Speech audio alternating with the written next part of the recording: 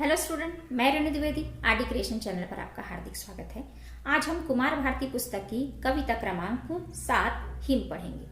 अब इस हिम कविता में कवि क्या बता रहे हैं, कवि का नाम देखिए। कवि जो है वो नरेश मेहता जी है। उन्होंने क्या बताने का प्रयास किया है इसमें कि जिस प्रकार जो पांडव है यानी कि जो युधिष्ठिर है वो अपने राजपाट को राजा परीक्षित को सौंप देते हैं और वो महाप्रस्थान की ओर बढ़ जाते हैं, यानी हिमालय की ओर वो जाते हैं। और किस प्रकार उस हिमालय पर्वत पर जाते हुए उन्हें क्या क्या जो दृश्य है वो पीछे छूटते जाते हैं, उन सभी दृश्यों का यहाँ पर वर्णन किया गया है। तो देखिए पंक्तियां। हिम केवल चलना, इस कठोर ठंडी तापस प्रशांतता पर केवल चलना ऊर्ध्व।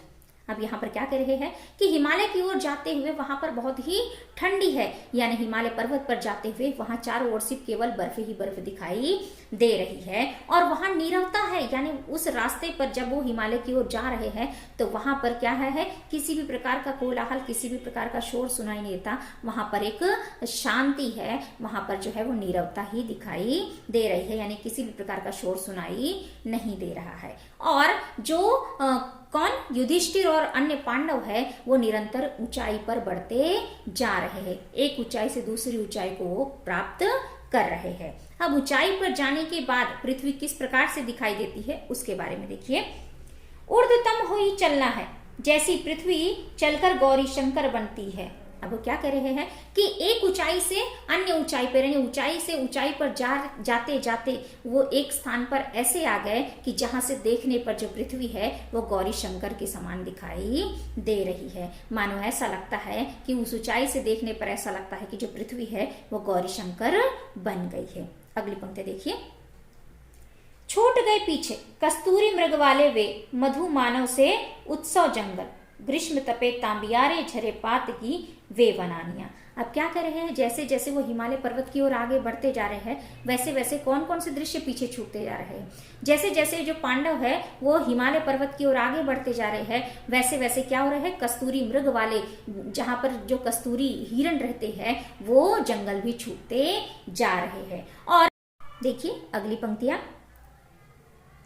ग्रीष्म तपे तांबियारे झरे पात की वे वनानिया, गिरे चीर फूलों से लदी भूमि और औषधियों केवल कल पहने परम हितैषी वृक्ष सभी कुछ छूट गए।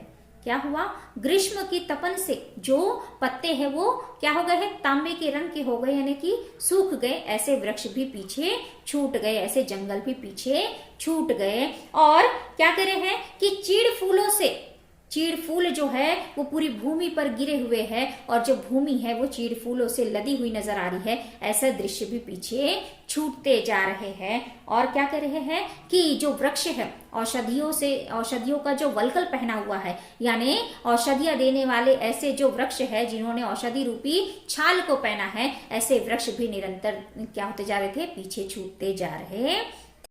देखिए अगली पंक्तियां। नाना वर्ण गंध के फूलों वाली उपत्याय, देव अप्सराओं के परिधान सरीखी। अब क्या कर रहे हैं कि जो रंग बिरंगे नानाविध अर्थात कि नाना प्रकार के, विभिन्न प्रकार के गंध वाले और विभिन्न प्रकार के रंग वाले जो फूल है, फूलों की जो वाटिकाएं है, वो मानो ऐसा लगता है कि देव अप्सराएं जो है उन्होंने रंग बिरंगे परिधानों को धारण किया है। अगली पंक्ति। रंग बिरंगे डैने वाले वे पाखी दल और सांच का देवदार वन वाला उनका वह आकुल आरणक कुंजन।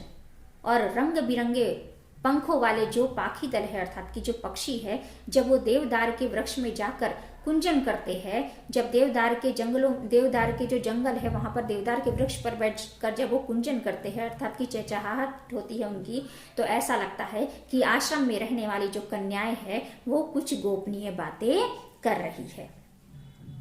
कैसे अंधकार उतरा करता है वन प्रांतर में, प्रत्येक पेड़ में कुहरे जैसा आलिंगित हो, अंधकार तब भर उठता था।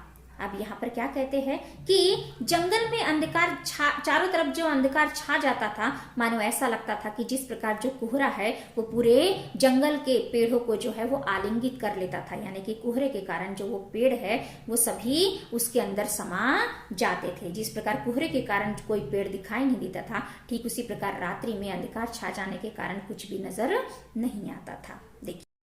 देखिए अगली पंक्तियां।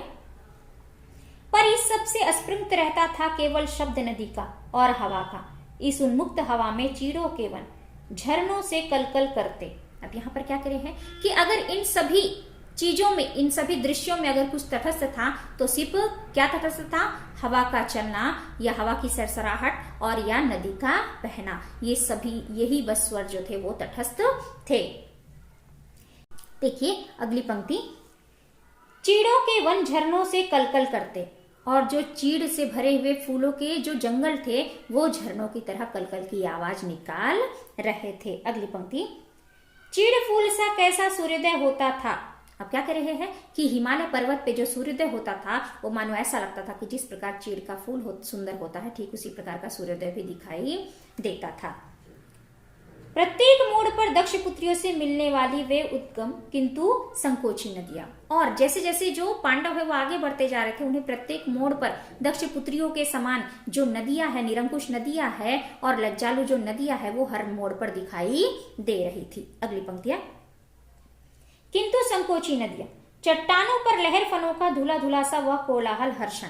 और क्या होता था, जब नदियों का जल जो है वो चट्टानों से टकराता था तब वो धुला धुला सा महसूस होता था, यानी धुला धुला सा दिखाई देता था, और वो एक प्रकार की ध्वनि के माध्यम से क्या हो रहा था, लोगों को आकर्षित कर रहा था। अगली पंक्ति, घाटी या की नदी में गिर सकने वालों वे पर्वत थामे चली जा रही पगवाटे भी छूट गई।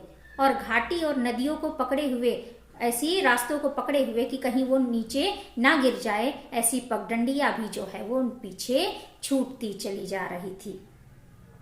सब छूट गई जैसे सांसारिकता भी छूट गई। और क्या कह रहे हैं, सभी छूट गया, यानी पगडंडियां भी छूट गई, नदियां भी छूट गई, झरने भी छूट गए, और जो चीड़ के फूलों के जो वन है वो भी छूटते चले जा रहे थे। जिस प्रकार पांडवों से सांसारिकता छूट गई, ठीक उसी प्रकार ये सभी जो दृश्य है वो भी निरंतर पीछे छूटते जा रहे थे।